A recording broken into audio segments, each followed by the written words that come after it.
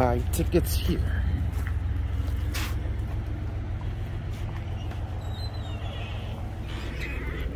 Good afternoon. Can we try to help you? I'd like 2 tickets for the choo-choo. I can do that. Choo-choo. That would be $12, please. Thanks.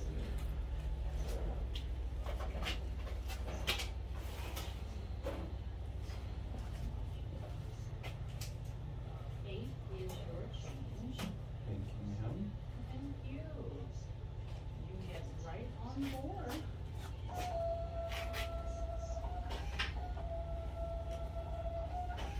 Enjoy this cold day. It's not as cold as I thought it was gonna be. Tomorrow. Yeah. It's supposed to get pretty close to freezing tonight. Whoop whoop. Train ride.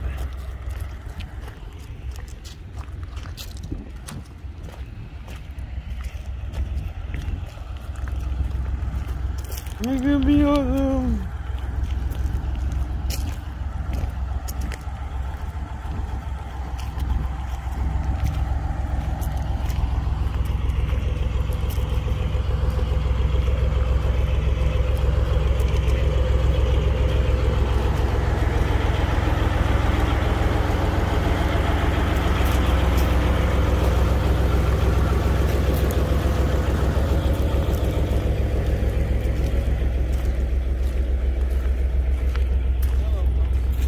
Good afternoon, gentlemen. How you doing? How are you? How you doing? All right. Yeah. Well, good morning, good afternoon. Yeah, we're over the afternoon now. Tickets, please. This car has the better seats. Okay. This one has the better view, but since we don't take you out of New Jersey, there's really nothing to see. I think we'll take the better seats. Yeah, I would too. It's a little bit warmer. Yeah. Thank you, sir. Thank Oh, you're you. most welcome.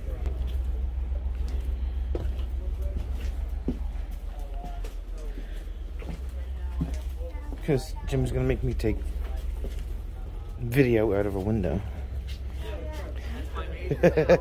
How bad could that be? I don't know. I'm just. Here or your...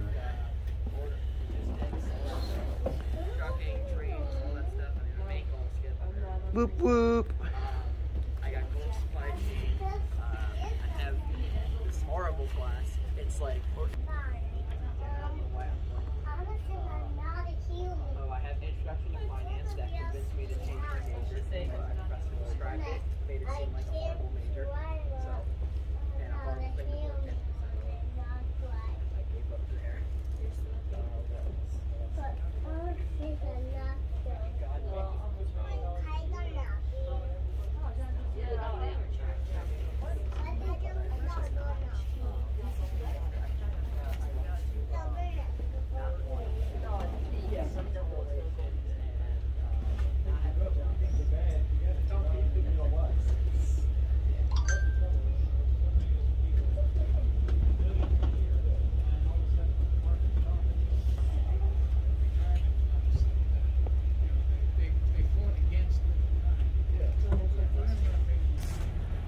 Then we'll be taking off.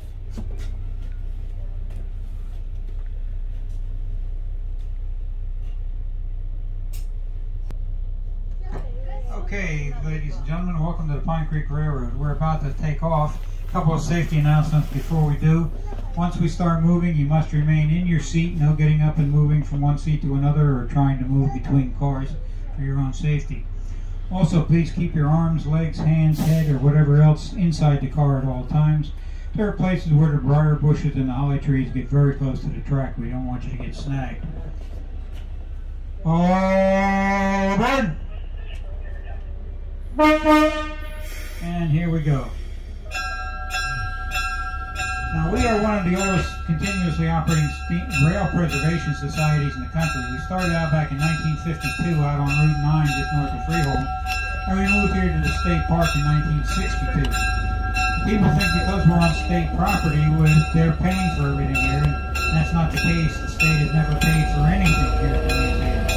Everything here is bought and paid for by your ticket purchases and by donations. So we appreciate you coming out and riding with us, and we hope to see you back again. Our train today, our diesel engine number 7751, is a former U.S. Army unit built in October 1942, part of an order for 10 locomotives for the Army's main base next to Pearl Harbor. It's a standard 25-ton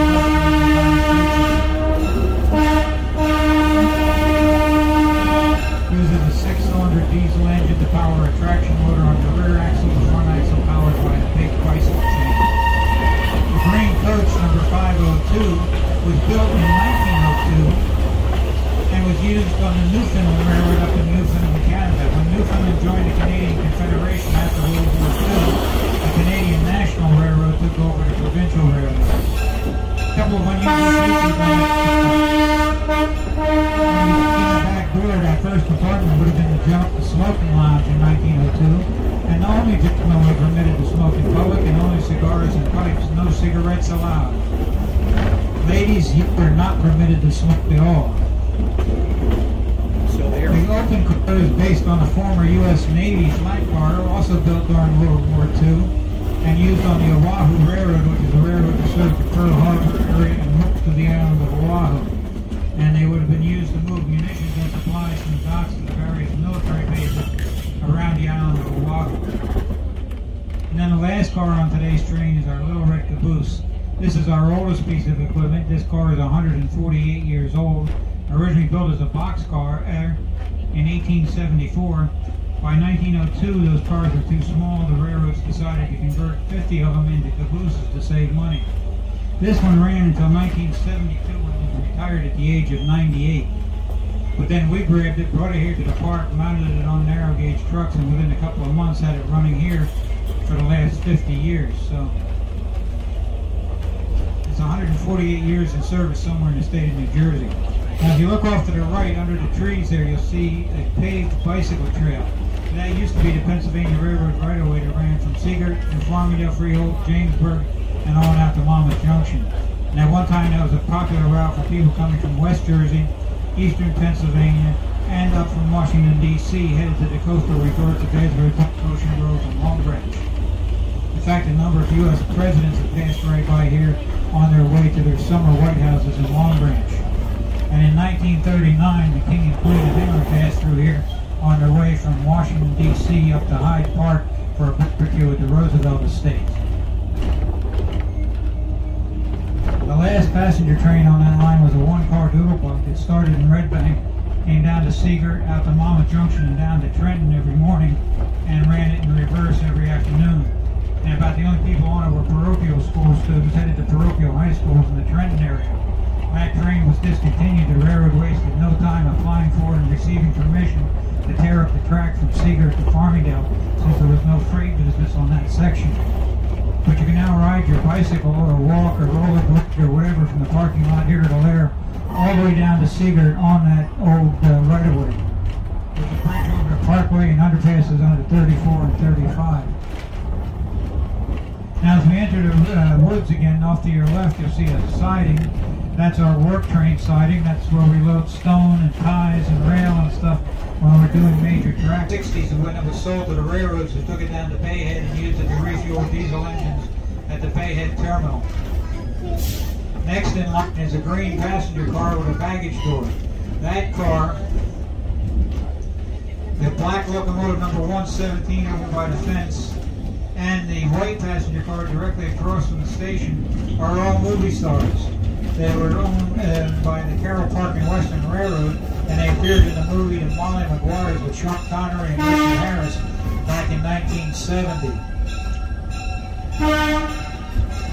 And then finally there's the East Broad Popper, which is a narrow gauge coal hauling line in Pennsylvania that became a famous purchase line and is now restored again.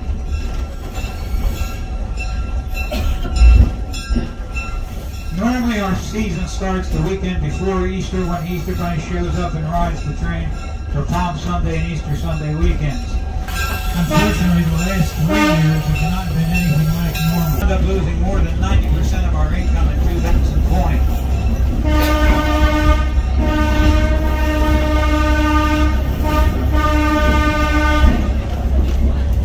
2020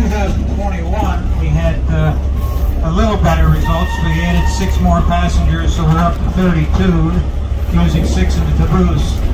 And we started the week after Easter and again ran until the first week in November. But with no special events and still at less than a third of our total capacity, we wound up losing more than half of our income for last year. And this year we started the 1st of May because we were waiting for the state to tell us what the rules would be this year. We were able to put the extra seats back in the open car, and they removed all the restrictions on the caboose.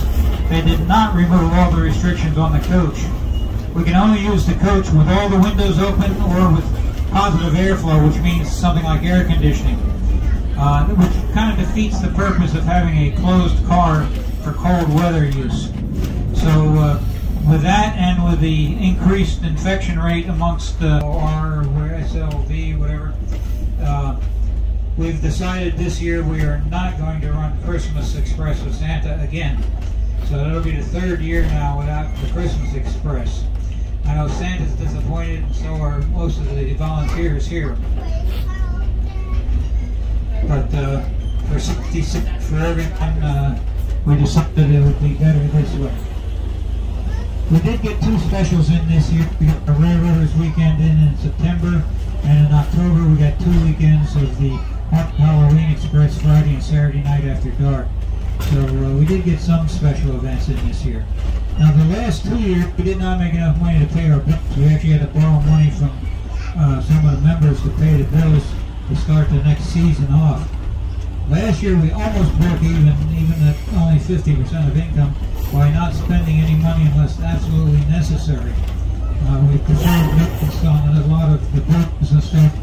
We're hoping that this year we'll make enough money to pay everything off, not have to borrow any money, and maybe put a few dollars in towards some of the deferred maintenance. So we have put away enough money to start working on the second caboose again. We had started trucks on the second caboose, but we had to stop because of the pandemic. And so eventually we want to build the second open car. Now, our only source of income has always been you, the riders. Your purchases, your donations, and your souvenir sales. But in 2021, we couldn't even get souvenir sales because the stuff wouldn't open the buildings, wouldn't let it open.